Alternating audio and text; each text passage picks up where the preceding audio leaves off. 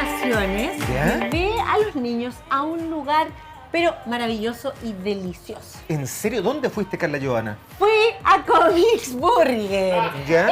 Exquisito. Mira, te cuento, ¿alguna vez tú te preguntaste qué es lo que comen los superhéroes? ¿O cuál es la comida de los villanos, por ejemplo, de tu película favorita? Siempre he estado ese interrogante en mi cabeza. Ah, mira, pero yo te voy a tener la respuesta. Es un restaurante temático hecho para aquellos amantes y fanáticos del mundo de los superhéroes y villanos, con preparaciones que te harán vivir una experiencia única en tu paladar. Disfruta de todo el sabor y experiencia que Comics Burger tiene para ti, ubicados en Avenida Providencia 2216, local 5P. Ojo, la subida es por las escaleras para que no se pierdan. Así que no te confundas al llegar al lugar y pregunta por Comics Burger. Y se parte de vivir la experiencia probando la comida de tus héroes y villanos favoritos. Qué interesante, voy a organizarme para este fin de semana ir con Marito. Eso, ahí Sí. vamos con todos los niños junto a Comics Burger.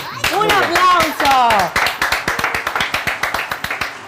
Bueno, Marito, estamos de vuelta y vamos a conversar con nuestra querida economista, fíjate, la Gabriela Clima. ¡Ah, qué bien! Ahí la tenemos. ¿Cómo estás, Gaby?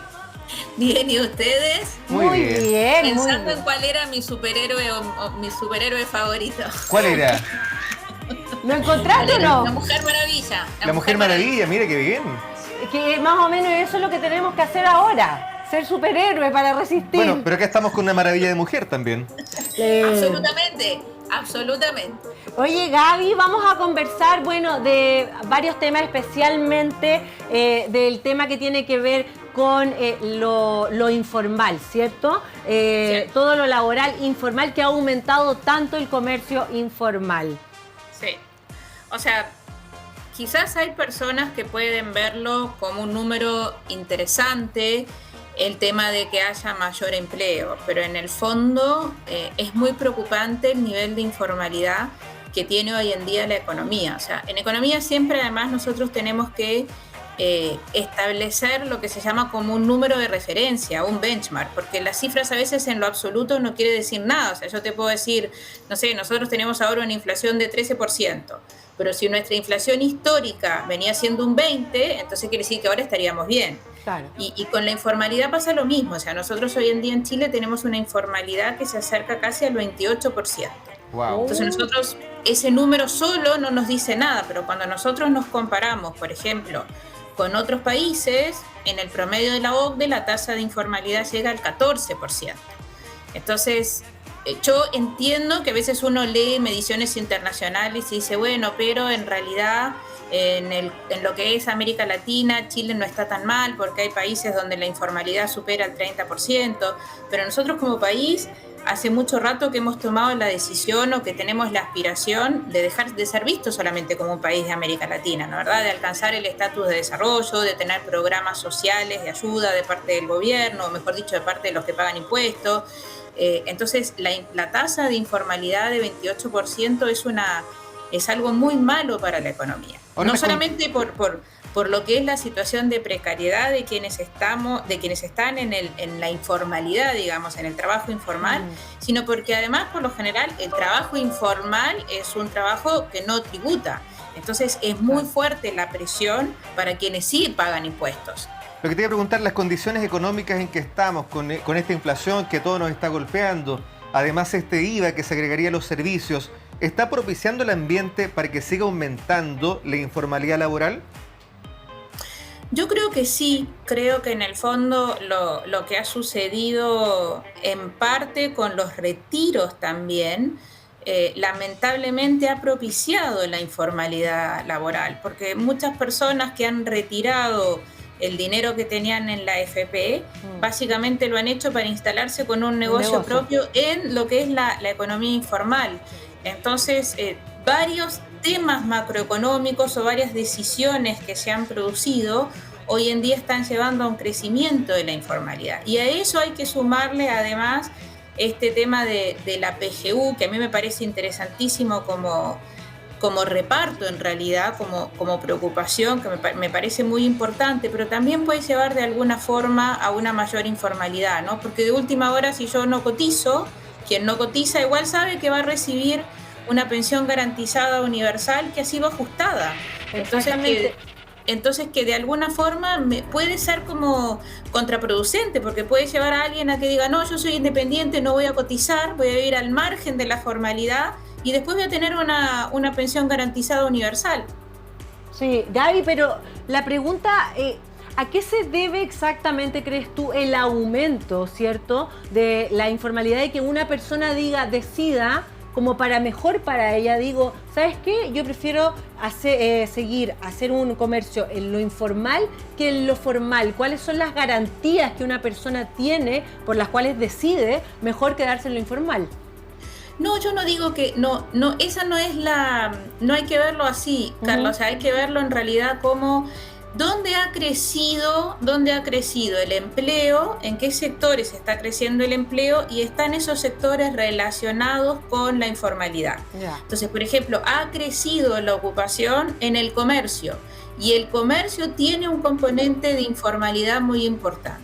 Lo que a su vez es muy injusto para quienes están formalizados dentro del sector comercio, porque los obliga de alguna forma a competir con quienes no están formalizados y que muchas veces pueden ofrecer precios más bajos. Y el cliente, en un momento de alta inflación como la que estamos viviendo ahora, con casi un 13% de inflación, lamentablemente puede optar por comprar en la informalidad.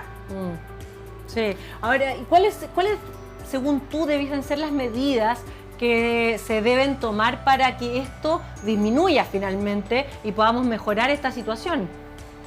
Bueno, yo en primer lugar creo que hay que perseguir lo que es el comercio informal, al revés de lo que ha sucedido, donde se le han dado muchas prebendas al comercio informal y se lo ha dejado crecer, digamos, a vista y paciencia de todo el mundo. Creo que hay que combatir el comercio informal, en primer lugar. Creo que hay que dar incentivos para la formalización, hay que avanzar en la formalización. Y lamentablemente se ha tomado el otro camino. O sea, si uno va, por ejemplo, a Santiago Centro, uno se da cuenta cómo hoy en día hay mucho más comercio informal en las calles. Claro. O sea, no es algo que nosotros inventamos, digamos, no. O sea, es cuestión de bajarse del metro y caminar por el Paseo Ahumada, digo, si uno se anima a caminar con la delincuencia que hay hoy en día, pero es cuestión de bajarse ahí, darse cuenta. No hace falta ir muy lejos para darse cuenta de cómo ha crecido la informalidad, ¿no? Es un fenómeno que no solamente está pasando en Santiago, en Valparaíso, a un costado del Congreso Nacional, a un costado del Congreso es un bulevar donde te venden todo tipo de ropa, artefactos. Ahora, hay otro aspecto que no podemos negar, que es la inmigración en Chile, que tiene un problema. La inmigración, que lo divido en tres, está la gente que llega con un permiso laboral, está la gente que llega como turista, y están los que pasan por los lugares que no están habilitados, por Colchán, en fin. ¿Esta población migrante nos perjudicaría para poder formalizar los empleos? Yo creo que sí, digamos, pero ahí también hay que revisar lo que es la política de inmigración, ¿no? ¿Verdad? O sea, yo me acuerdo cuando llegué a Chile, yo llegué a Chile en el año 94. En ese minuto este fenómeno que se vive ahora de la inmigración no existía, o sea, de verdad no existía. Pero no era así como que la gente venía a pasear a Chile y venía con una visa de turista o venía como turista y podía quedarse fácilmente. O sea, había que hacer una fila. Bueno, yo entré con una visa, yo tenía una visa de estudiante en ese minuto. Pero lo que he notado es como un relajamiento de lo que son las medidas para permitir el ingreso al país. O sea, se ha confundido este tema del derecho a la inmigración por ciertos factores políticos con el no tener un control de las fronteras. Entonces, de alguna forma, a mí no me gusta etiquetar, no me gusta ponerle etiquetas a la gente, no creo que todas las situaciones son muy particulares, digamos, pero me parece que hay una correlación bastante importante entre no tener control de la frontera, esta inmigración descontrolada, digamos, ¿no? Quién viene y cumple con todos los requisitos y le aporta al país. Y enriquece al país, porque yo estoy una convencida de que la diversidad enriquece, sino en el fondo quien viene por otras razones, y básicamente hay una correlación súper importante entre lo que ha sido esta inmigración descontrolada, el aumento de la delincuencia y el aumento de la informalidad. Sí, además que uno hace la relación como así clara y dice, bueno, si entra tanta gente, ¿cierto?, al país y no hay empleo, en el país. ¿Qué pasa con estos inmigrantes, por ejemplo, hasta los que entran legalmente, Mario, que entran legalmente y vienen a buscar, ¿cierto?, hacer una vida en nuestro país, pero resulta que Chile hoy día tampoco es un lugar en el que uno diga, bueno, está lleno de empleo, todo lo contrario. Es más, se ha hablado de que este año es un año muy complejo y uno lo está viendo, la cantidad de gente que han despedido en todos los sectores laborales. Entonces tú dices, bueno, y sigue entrando inmigrantes, entonces ¿qué va a pasar? Y eso evidentemente va a ayudar también a que siga incrementando la delincuencia, porque ¿cómo se sostiene?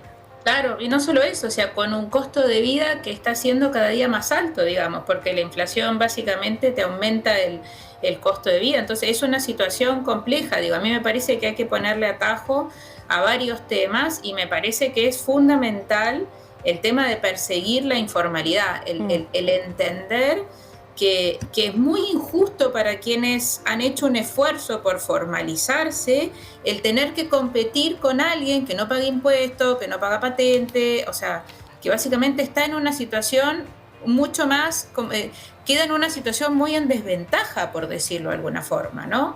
Sí, así es. Oye, Gaby, no sé si le querías hacer una última pregunta, Marito, estamos con el tiempo. Estamos con el tiempo, pero una última pregunta y tratemos de ser breve. Un chileno como que nunca dimensiona cómo nos puede perjudicar el empleo informal. ¿Cómo nos afecta como país, como chilenos, este tipo de situaciones?